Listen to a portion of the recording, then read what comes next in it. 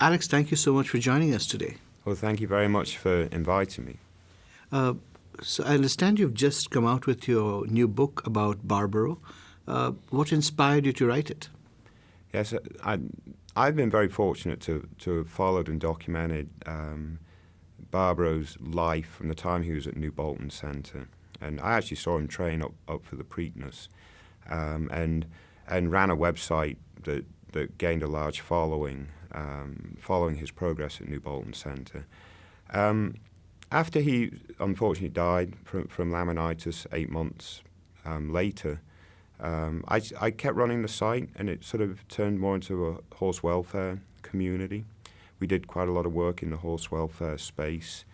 And a year later, I decided to travel. I traveled for 2 years, different racetracks, just learning more about horse racing and horse welfare issues on the ground at various parts of North America.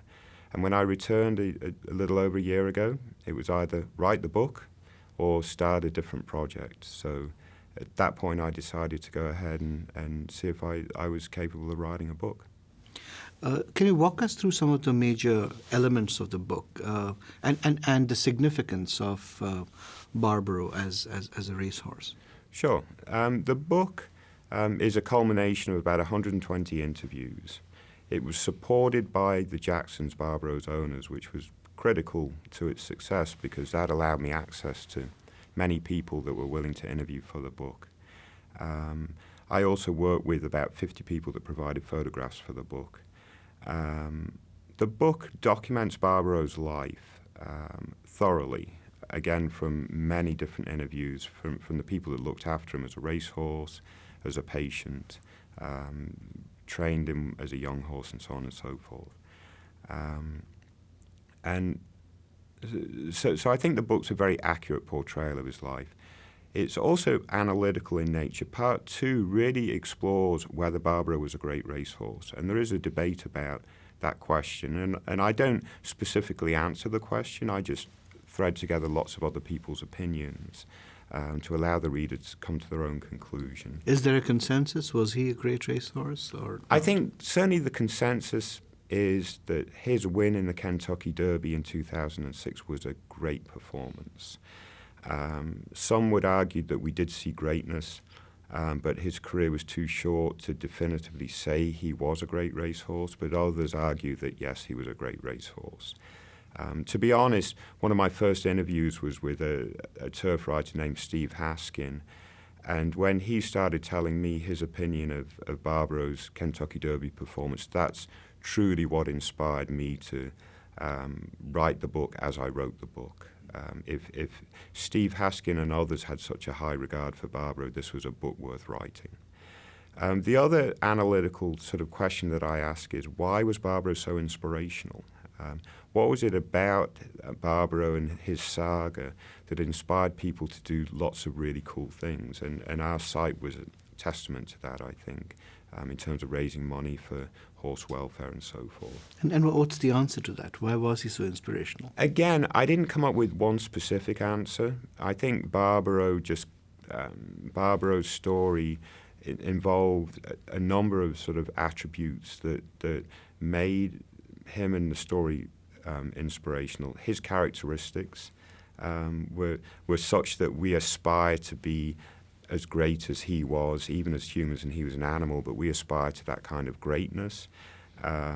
He would do well as an athlete, yet ask for no reward, and we're kind of worn out with athletes that are going after new contracts and doing odd and silly things. So he would just want to go and eat his oats and carry on with his life and so on and so forth, right? So he had some really cool characteristics. But we also have there's a horse-human connection that's been, with us, through civilization. Horses got us out of the cave. Horses basically progressed human civilization right up to the Industrial Revolution. So we have an affinity with the horse. And I actually, in the book, highlighted other horses that over the years, like Man of War and Secretariat, that have also proved inspirational. So it was a fun chapter to write. Again, not one specific answer, but quite a geeky sort of look at things. And I actually really enjoyed that piece of the book. Well, that brings me to a question I wanted to ask you, which is, if you think about horses like Barbaro or Secretariat or Seabiscuit, uh, some of them just seem to capture people's imagination. What is it about them that does that, and what kind of lessons, branding lessons, can companies learn from that phenomenon?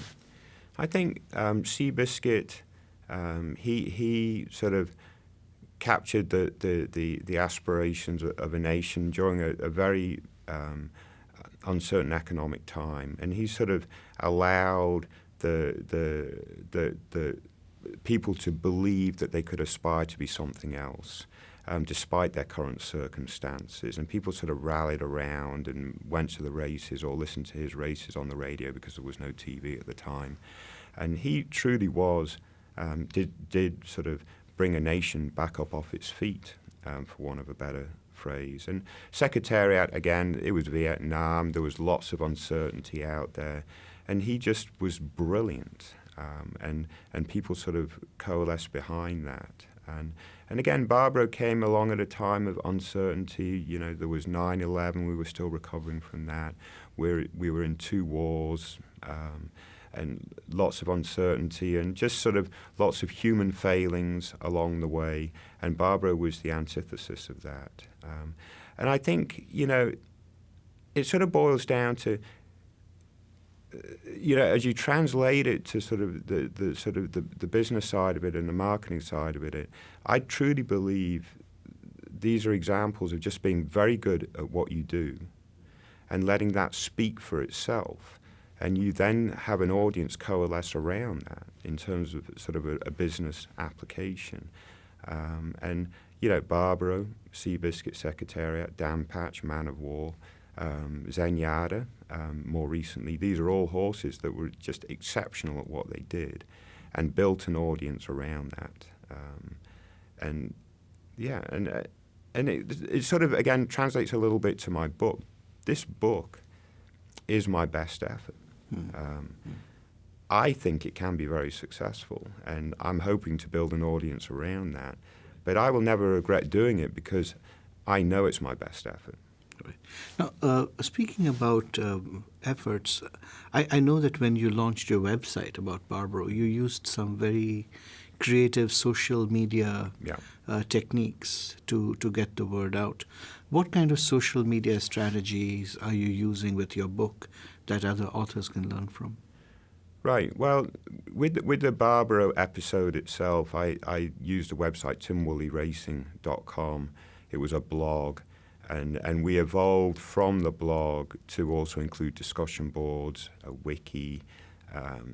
We experimented a little bit with MySpace, and that didn't work. Facebook did work. We had a YouTube contest, lots of pretty cool things, and that audience just kept building and building. And obviously, this book about Barbaro is sort of tangentially related to that. The audience on what is now Alex Brown Racing, and we moved from Tim Woolley Racing, is a core audience for this book.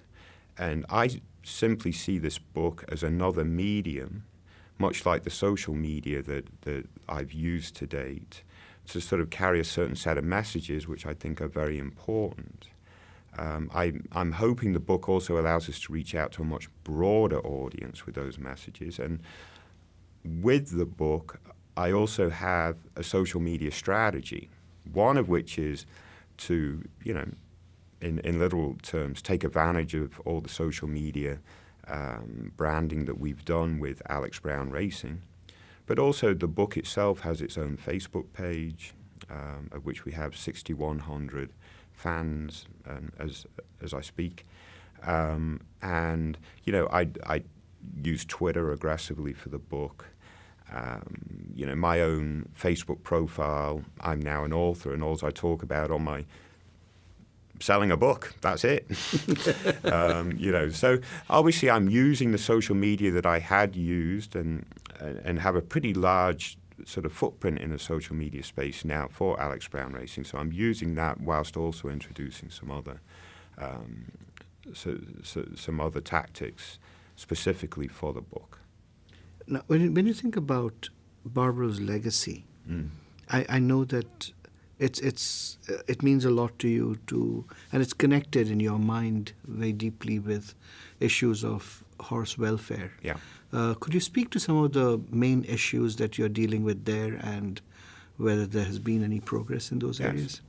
There are a couple of areas I think very important in terms of what sort of Barbara has inspired us to think more thoroughly about. One is the disease laminitis that ultimately killed Barbara. He did break his leg, but they fixed the broken leg. But they knew there was a high risk of laminitis right from the beginning. It's an insidious foot disease, which he ultimately succumbed to. So Barbaro's episode definitely created a heightened need for us to try to solve the puzzle of the root causes of laminitis, an issue we've actually been dealing with for about 2,000 years, or in documented history, we've probably been dealing with it longer than that. Now, if you've been dealing with something for 2,000 years and really not got far, one would assume that that's kind of like throwing money at something that's, you know, not likely to be useful. But I think the reality is research techniques have advanced significantly over the last 20 years. There is absolute belief now that we can get to the root causes of what causes laminitis, and we really need to step up our interest in solving this puzzle. It's the second largest killer of horses behind colic. The second issue that's Barbaro's case has really sort of heightened in terms of scrutiny is thoroughbred retirement issues and ultimately the broader issue of horse slaughter. Now, obviously, Barbaro himself was never at risk of horse slaughter, but his owners, the Jacksons, sort of used their ability, their platform that Barbaro provided them to sort of get behind that issue. And certainly over the last 3 or 4 years, I've been quite heavily involved in sort of raising monies for horses heading to slaughter and sort of trying to sort of create broader awareness that this is an issue we need to tackle. So laminitis research, sort of horse welfare, what happens to horses after they finish racing, these are two big issues. I write about them in my book. I try to be sensitive, obviously, about the retirement issues, but I will admit I drove 6 hours to a slaughterhouse to take a photograph to include it in the book. But you know, you have to do that, I think, if you're doing the appropriate research. Well, right now I'm sure you have your hands full with the book and making sure it gets to people who want to read it. What's next for you and the cause of horse welfare? Well, I now have the book. I've only had it a week, so what is next most immediately is to try to sell the book. I'm going on a 30, maybe a 40 venue book signing tour to get the book out there. And I think it's really critical, essentially as an entrepreneur, to just get the book out there as quickly as possible, have people talking about the book. And then if the book's successful, sales will follow. But if I don't aggressively get the book out of there early, then the book might just not be successful. So I'm actually, in my first swing, I'm going to Aiken, South Carolina, Cummings, Georgia. I'll be at the Louisiana Derby at Fairgrounds. I'm going to Tulsa, Oklahoma, and then Gulfstream Park, Florida Derby weekend, Tampa Bay Downs, and I'll be back at New Bolton Center within the next 2 weeks doing an event. So that's just an example of getting things going. But what's next in the long run, I have absolutely no idea. If this is not successful, that's really going to be disappointing. Well, let's hope and wish that you succeed. Thanks very much, Alex, for joining us today. No, I really appreciate it, and thank you for the opportunity to talk about the book.